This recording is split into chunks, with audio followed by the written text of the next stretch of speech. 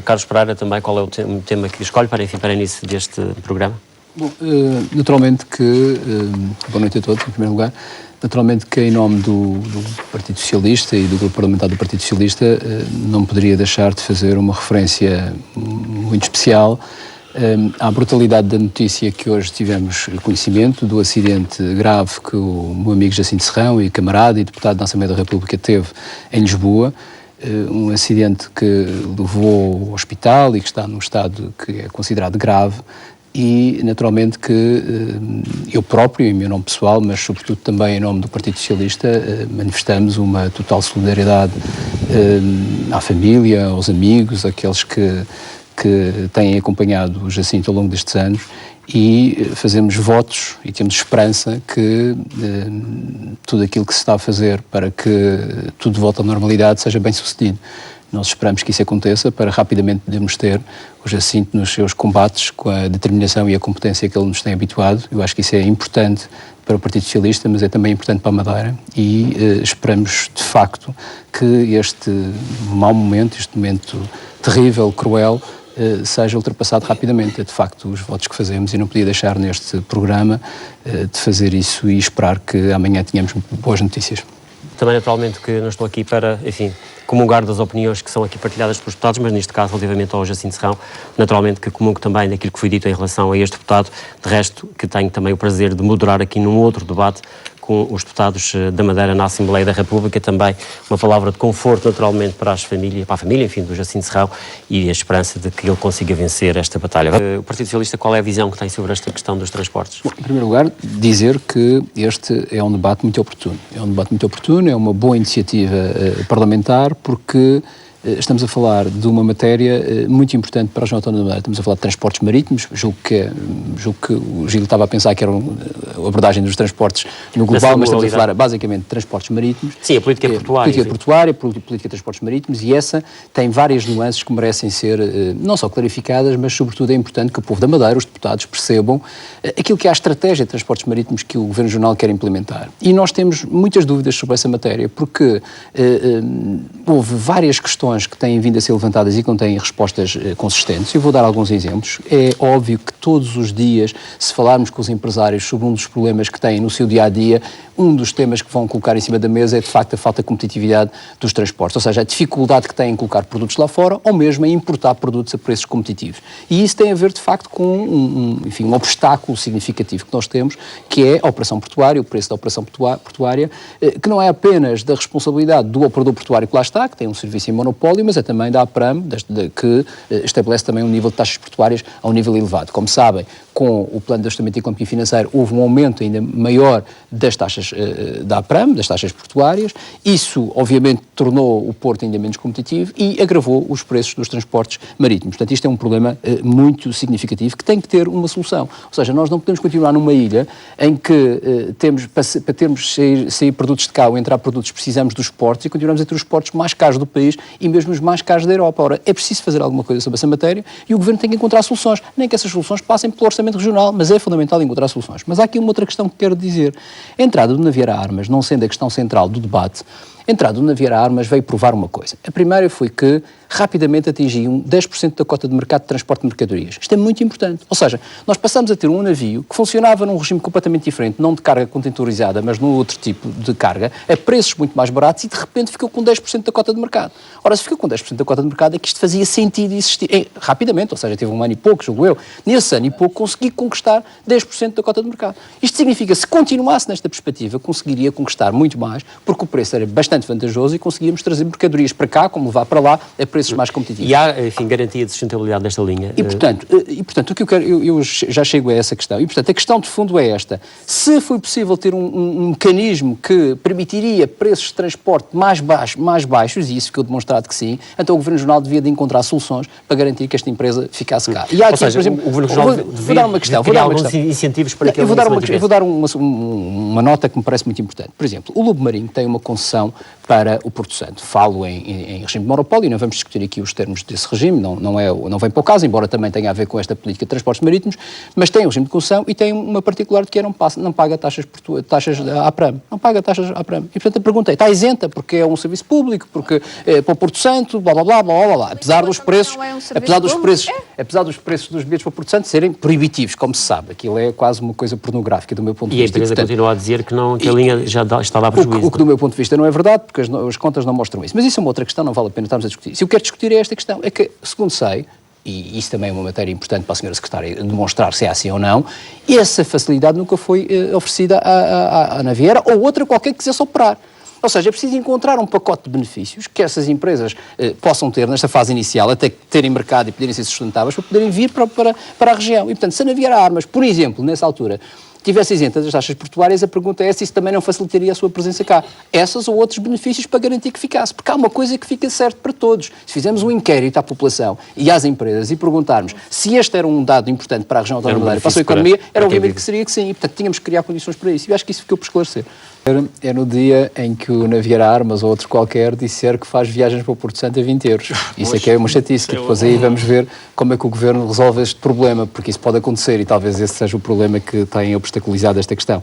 Mas quando diz isso é porque tem conhecimento de alguma coisa ou... Não, eu estou a dizer é que a introdução de outros navios desta natureza que transportam mercadorias e pessoas e que estão disponíveis para operar nos mares da Madeira, chamamos assim, e utilizar, enfim, explorar aqueles mercados que estão disponíveis, e o mercado da Madeira é um desses.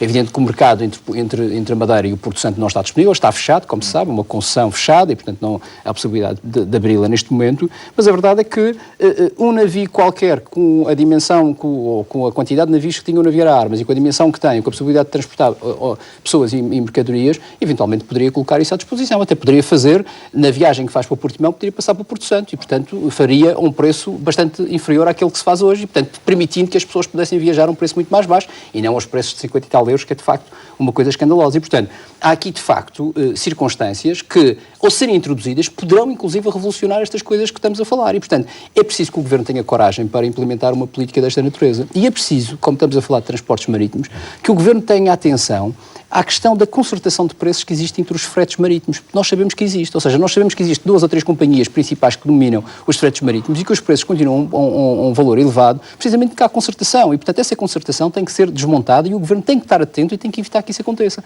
Tudo isto são medidas de política e de opção de política pública a bem dos transportes marítimos e a bem, por consequência, dos madeirenses. E, portanto, era isto que nós esperamos que a Sra. Secretária diga neste debate, que apresente as suas soluções e que diga o que é que está a fazer para conseguir encontrar soluções para esta matéria. Qual é a sua opinião relativamente a este entendimento dos SAIs?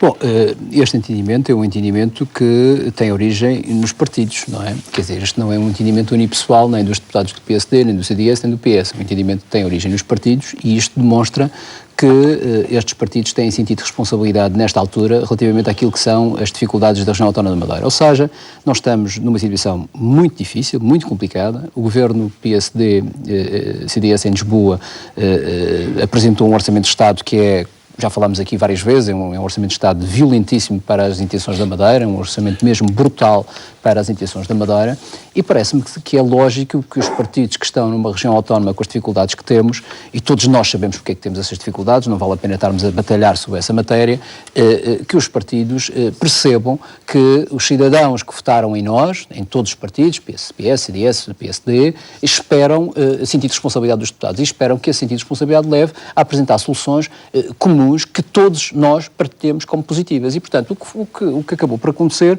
foi aquilo que parece evidente a sociedade madeirense desejar, que é os partidos assumam a sua responsabilidade, sejam responsáveis, apresentem soluções que sejam boas para nós e estejam... os resultados dessas soluções, senhora deputada, os resultados dessas soluções e estejam juntos nesse esforço. Vão ser conseguidos, senhor deputado, e é isso que convém aqui esclarecer. E é isso que é pertinente aqui para o debate.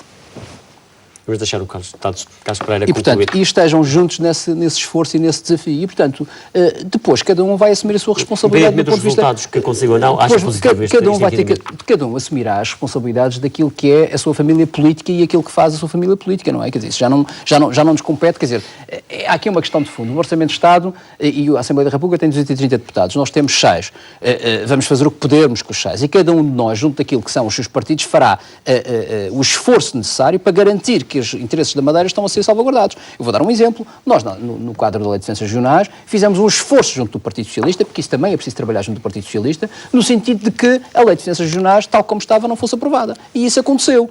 Mas cada qual faz aquele esforço junto do partido que entender, com o partido que é seu, como entender e na dimensão que entender. E, portanto, neste quadro em particular, eu acho muito bem que os partidos tenham juntado para apresentar propostas conjuntas para a Madeira, porque é isso que os madeirenses querem e ninguém perceberia que andássemos... Os madeirenses querem e ninguém perceberia que andássemos medidas os mesmos deputados eleitos para a Madeira, com matérias de interesse para a Madeira, estivéssemos a brigar uns contra os outros. Isso não fazia nenhum sentido e eu acho que isto é normal, independentemente, só para terminar,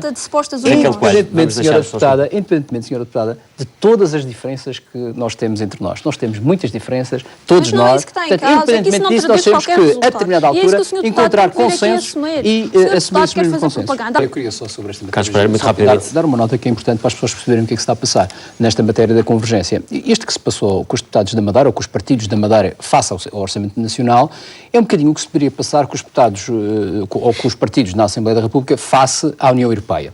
Ou seja, o que nós estamos a falar é, há partidos que têm o dever de defender aquilo que são os interesses da região. Esses interesses da região estão a ser colocados em causa por um Orçamento de Estado e, portanto, é dever dos deputados da Madeira defender a sua região e lutar pelos nossos interesses. Portanto, são coisas completamente diferentes. Quando o Gil Rosa... Desde que isso não ponha em causa, deixe-me só terminar. A suposta alteração da proposta. Deixe-me só terminar. Desde que isso não ponha em causa, se pusesse em causa... Raquel Coelho, vamos deixar o Carlos Pereira concluir. Nunca apresentariam estas propostas de alteração. E este deputado tem que ser. Não o caso do Partido Socialista, mas o caso do PSD e do CDS. Isto nunca aconteceria. Quando o Gil Rosa refere relativamente à região autónoma da Madeira, eu lamento é que o PSD, por exemplo, não tenha tido este esforço de convergência, por exemplo, quando estabelecemos o plano de ajustamento económico e financeiro. Porque isso sim seria um dado muito relevante para a Madeira. Porque se nós, nessa altura, tivéssemos todos convergidos sobre aquilo que era verdadeiramente relevante para a Madeira, porventura não tínhamos o plano. E era essa questão que eu precisamente iria lançar, que teve com o facto de na Assembleia da República também estar uma proposta vossa relativamente a esta matéria, com certeza que aí também espera, enfim, apoio, digamos assim, dos outros deputados, enfim, dos outros 5, neste caso, um do CDS e os 4 do PSD. Sim. A necessidade da revisão deste plano de ajustamento. Claro, penso que é do conhecimento, aliás, nós já falamos aqui várias vezes sobre isso, o Partido Socialista tem insistido desde há muito tempo esta parte sobre a necessidade de rever o plano, que aliás é um tema que tem sido até recorrente na maior parte dos partidos, e inclusive até no PSD. E nós temos vindo a alertar que os resultados do plano de ajustamento económico e financeiro, ao fim de um ano e meio, ou quase 2 anos, demonstram que é urgente fazer essa mesma revisão. Ou seja, nós olhamos para aquilo que são os indicadores do desemprego, aquilo que são os indicadores sociais, sobretudo, aquilo que são os indicadores da economia, e percebemos que é urgente rever este plano e é urgente mudar de rumo relativamente ao plano. E, sobretudo, também percebemos que quando este plano terminar, a Madeira fica com uma dívida de 6,5 mil milhões de euros, porque não vamos pagar praticamente dívida ao longo deste processo, 6,5 mil milhões de euros, com um serviço da dívida que em 2013 será de 340 milhões de euros, mas que em 2016 poderá ascender a 613 ou 640 milhões de euros.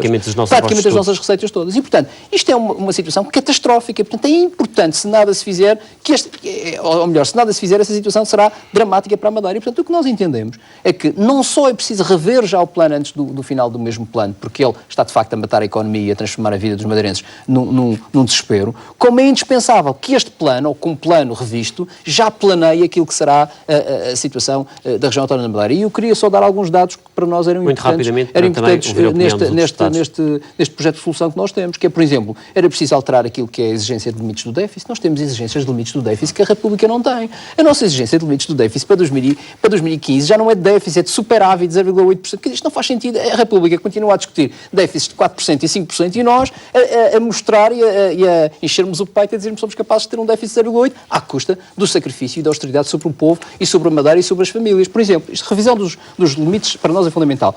Extensões dos prazos de pagamento da dívida é outra questão fundamental. Nós temos que estender o prazo, nós não temos possibilidade de pagar esta dívida. Gil Rosa, é muito fácil de compreender. Se nós vamos começar a pagar em serviço da dívida 640 milhões de euros, que é praticamente os nossos impostos, percebemos que a Madeira fecha, não é? Deixamos o povo a pão e água e a Madeira fecha. Portanto, isso também não é possível. É preciso rever esta questão, como é preciso que a solidariedade do Estado se materialize nesta questão. Com o aval do Estado, por exemplo, para reconstruir toda esta dívida que nós temos. E um outro aspecto, só para terminar, há aqui outros, mas outro aspecto que penso muito importante é, de uma vez por todas, rever aquilo que são as rendas das PPPs, da Via Litoral e da Via Expresso. Nós não podemos continuar a pagar 120 milhões de euros por ano, quando a Madeira está no estado em que está, mas e as famílias já não têm o que está, enfim, que está a rever. Está, mas, Gil Rosa, no continente já foi revisto e já houve resultados aqui, não houve dados nenhums, ainda não vi nada e isso é muito importante. Só para terminar, espero sinceramente que nesta matéria, e acho que não há nada mais importante para a Madeira do que isto nos próximos tempos, que o Partido Social Democrata da Madeira e o CDS da Madeira votem a favor deste projeto de resolução, porque acho que isto é do mais inteiro interesse da região. Carlos Pereira, gostava de lançar aqui uma outra questão, enfim, para finalizarmos também este programa, que tem a ver com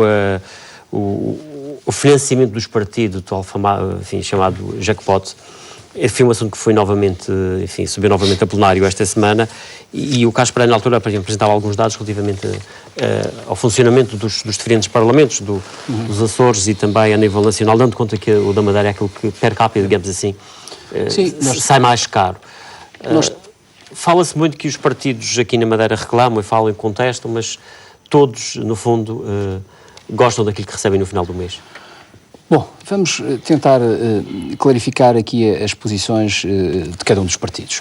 O Partido Socialista apresentou, e aliás esse debate aconteceu precisamente porque houve uma proposta do Partido Socialista sobre a revisão daquilo que se chama, que convencionou chamar o jackpot, mas já tinha existido outros debates, porque o CDS tinha apresentado também há pouco tempo, julgo eu, também uma proposta da redução desse mesmo jackpot, e portanto tem havido iniciativa e ação política, pelo menos do PS e do CDS, e julgo que a manifestação também favorável dos outros partidos, relativamente a essa matéria. Ou seja, essa matéria é, do nosso ponto de vista, uma nódoa, uma mancha, digamos assim, naquilo que é o posicionamento do próprio Parlamento. Ou seja, nós consideramos que numa altura em que estão a ser pedidos sacrifícios a todas as entidades da região autónoma da Madeira, famílias, empresas, etc., é também indispensável que os partidos políticos chamem assim esse mesmo sacrifício e deem um exemplo nessa matéria. Ora, o que nós temos hoje, e era bom clarificar uma coisa que também me parece muito importante, que é nós não estamos a falar do dinheiro para os deputados, que é para que as pessoas lá em casa percebam. Nós não estamos a falar do dinheiro para os deputados. Financiamento dos partidos. Estamos a falar do financiamento dos partidos. Uma coisa são as remunerações dos deputados, porque os deputados tiveram... dos grupos parlamentares. Mas há partidos que não têm grupo parlamentar. Sim, mas dos deputados, não dos partidos. Por isso é que eu disse partidos com assento parlamentar. Porque dizia eu, e eu acho que isto é muito importante para que as pessoas percebam, os deputados foram sujeitos a todos os cortes que a administração pública teve em Portugal. Portanto, nós não estamos, nem fomos, nem estivemos isentos dessa matéria. Agora, do seu ponto de vista, a questão de fundo é... Em que porcentagem é que esse corte poderia ir? Aquilo que é, eu já falo daquele corte que nós apresentamos, aquilo que é as transferências para os grupos parlamentares para a sua ação política é hoje, na Madeira, 6 vezes mais do que aquilo que se passa nos Açores e 12 vezes mais do que aquilo que se passa no continente. Estes são os dados que eu tenho relativamente aos orçamentos, quer dos Açores, quer do continente. E, portanto, isto é, de facto, um valor colossal que tem que ser reduzido. O que nós propusemos foi cortar a metade estes valores. Passarmos, em vez dos tais 5 milhões de euros que eram distribuídos para os partidos, passarmos para 2,5 milhões de euros para os partidos poderem fazer a sua atividade parlamentar. E não reduzimos mais neste momento, porque nós consideramos que os partidos têm a fazer um ajustamento, naturalmente. Repare, os partidos andaram estes anos todos com valores significativos e, portanto, neste momento reduz para metade, que já é um corte muito significativo, que exige aos partidos se reorganizarem para poderem dar corpo à sua atividade parlamentar no momento em que estão. Mas isto é absolutamente essencial. Mas isso é absolutamente essencial fazer o mais urgente possível do nosso ponto de vista.